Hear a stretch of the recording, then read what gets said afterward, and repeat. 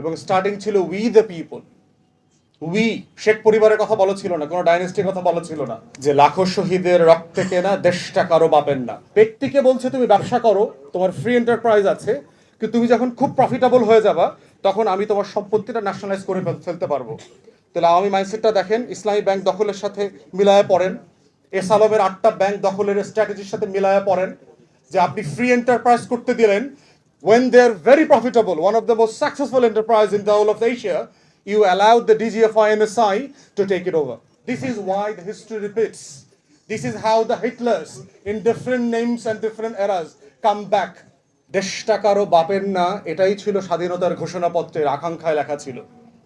17 April 1971 সালে যে ঘোষণাপত্র পাঠ করা হয়েছিল আমাদের প্রবাসী সরকারের পক্ষ থেকে, সেখানে পরিষ্কার করেই বলা ছিল, এবং স্টার্টিং ছিল we the people. We Sheikh পরিবারের কথা বলা ছিল না, কোনো ডাইনেস্টির কথা বলা ছিল না, বলা ছিল না যে আমরা ডাইনেস্টি করব, আমরা আমরা এমিরাতস করব, আমরা কিংডম করব, হিজ অর হাজ এক্সেলেন্সিজ এক্স ওয়াই জেড তৈরি করব, এটা বলা ছিল না। বলা ছিল রিপাবলিক করব, উই দ্য পিপল। এবং উই দ্য পিপলটা কারা? তখনকার 71-এর 7.5 কোটি, আজকের 20 কোটি 22 কোটি সবাই মিলে উই দ্য পিপল। তো কেন ছাত্র সমাজকে আবার নতুন করে একটা মনসুন আপরাইজিং এ আসতে হলো? হাজার হাজার মানুষ তো জীবন দিয়েছিলেন, বারবার দিয়েছেন, বারবার রাস্তা এসছে। বাংলাদেশের ইতিহাসের সবচেয়ে জনপ্রিয় দুজন প্রেসিডেন্টকে অ্যাসাসিন করা হয়েছে। বারবার কেন করতে হয়েছে এটাতে? এটার মধ্যে কথা বোঝার মধ্যে হচ্ছে আজকের টাইটেলের সিগনিফিকেন্স, যে why we are here and why you organise and hosting the event. সেটা হচ্ছে যে ফেইলিয়রটা বোঝা দরকার আমাদের ফার্স্ট, যে আমাদের ফার্স্ট রিপাবলিক ফেল করলো কোথায়, প্লেজটা কোথায় ছিল। ফার্স্ট প্লেস ছিল, যারা ডিক্লারেশন অফ ইন্ডিপেন্ডেন্স পড়েছেন ওখানে দেখবেন যে ডিভোর্স সেটেলমেন্ট লেয়া ছিল প্রথম দিয়ে, ফার্স্ট সেকশনে ছিল। ওয়ারাজ যেহেতু পাকিস্তান রাষ্ট্র আমাদের সাথে কৃত ওয়াদা রক্ষা করে নাই, যেহেতু পাকিস্তান রাষ্ট্র পশ্চিম এবং পূর্বের মধ্যে সমতা বিধান করতে পারে নাই, যেহেতু পাকিস্তান রাষ্ট্র বৈষম্য কায়েম করেছে, যেহেতু পাকিস্তান রাষ্ট্র শাসক গোষ্ঠী গণতান্ত্রিক পন্থায় ক্ষমতা হস্তান্তর করতে পারে না, এরকম লম্বা রেজলিউশন আছে ওয়ারাজ দিয়ে। সেহেতু উই দ্য পিপল, আমরা ইলেক্টেড রিপ্রেজেন্টেটিভের পক্ষ থেকে বলছি অ্যান্ড প্রপোজ করছি two propose A forming an independent free Democratic nation, যেটার নাম হবে পিপলস রিপাবলিক অফ বাংলাদেশ। সেই রিপাবলিকটা কোথায়? 72-এর সংবিধানে দেখেন, সংবিধানে বলা হচ্ছে যে পূর্ব পাকিস্তান বলিয়া যাহা পরিচিত ছিল, উহাই এখন বাংলাদেশ বলিয়া পরিচিত হইবে, এবং যে সকল জনগোষ্ঠী এখানে বসবাস করেন তাহারা বাঙালি বলিয়া পরিচিত হইবেন। যুদ্ধের সময় তো আপনি বলেন নাই, চাকমারা তো যুদ্ধ করতে গেছে, ওদেরকে তো যুদ্ধের ময়দান থেকে ফিরাইয়া দেন নাই, তুমি তো বাঙালি না, তুমি যুদ্ধ করতে পারবে না। উর্দুভাষী বিহারিরা তো যুদ্ধ করতে গেছে, ওদেরকে তো ফিরাইয়া দেন নাই এটা বলে যে তুমি তো উর্দুভাষী, তুমি তো বিহারি, তুমি তো বাঙালি না। তাহলে যুদ্ধের সময় আপনি যাদের রক্তকে সমান বলে বুলেটের সামনে, স্নাইপারের সামনে, গুলির সামনে, পুলিশ র্যাবের সামনে দিয়ে দিলেন, তাকে আজকে আপনি পাবলিক বিশ্ববিদ্যালয়, প্রাইভেট বিশ্ববিদ্যালয়, মাদ্রাসা, অমাদ্রাসা, শিক্ষিত, অশিক্ষিত, এই যে ডাইকটমিগুলো দেখেছি, এই ডাইকটমির নাটক আমরা 72-এও দেখেছি। যে যে কারণে রিপাবলিক ফেইলিওর হয়েছে, ওই হিস্ট্রি যদি আমরা রিকল না করি, রিভিজিট না করি, 24-এর মনসুন রেভলিউশন আবার ফেল করবে। ইয়াং জেনারেল যারা আছেন এখানে, my friends and colleagues generals, that must be understood very clearly why the first republic had failed, because that the sense that the second republic should not be allowed to fail, সেই জায়গাটা fail করেছে আমাদের। দ্বিতীয়ত কি দেখেন, আমাদের ঘোষণাপত্রে বলা ছিল যে রাষ্ট্রটা কিভাবে চলবে, পরিষ্কার করে বলা ছিল, যে ঘোষণাপত্রের উপরে ভিত্তি করে যুদ্ধটা, লড়াইটা হয়েছিল, যে this country should be governed by the three glorious principles of equality, human dignity and social justice, সাম্য, মানবিক মর্যাদা এবং সামাজিক সুবিচার। কিন্তু আমাদের কনস্টিটিউশন যেটা হয়েছে 72-এর সংবিধান, সেই সংবিধানে দেখেন আপনি জাতিগোষ্ঠীকে বললেন বাঙালি, তাহলে অবাঙালিদের প্রতি কি সাম্য হলো? শেখ মুজিব সকল পাহাড়ি জনগোষ্ঠীকে, চাকমাদেরকে বলল তোরা বাঙালি হয়ে গেলেই তো হয়, ল্যাটা ছুটে যায়। এটা কত অপমানজনক একটা জাতিগোষ্ঠীর জন্য।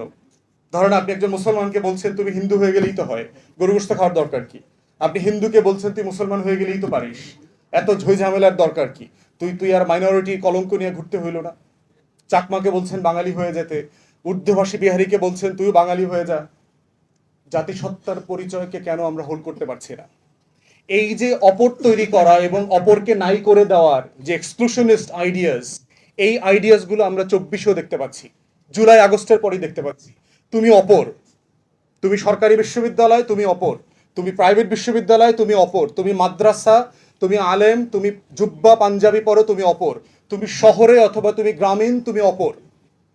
এই অপরায়ণ থেকে বের হয়ে এসে একটা ইনক্লুসিভ আইডেন্টিটি ফর্ম করতে হবে, সেটা হচ্ছে আমার পিপলস রিপাবলিক অফ বাংলাদেশ।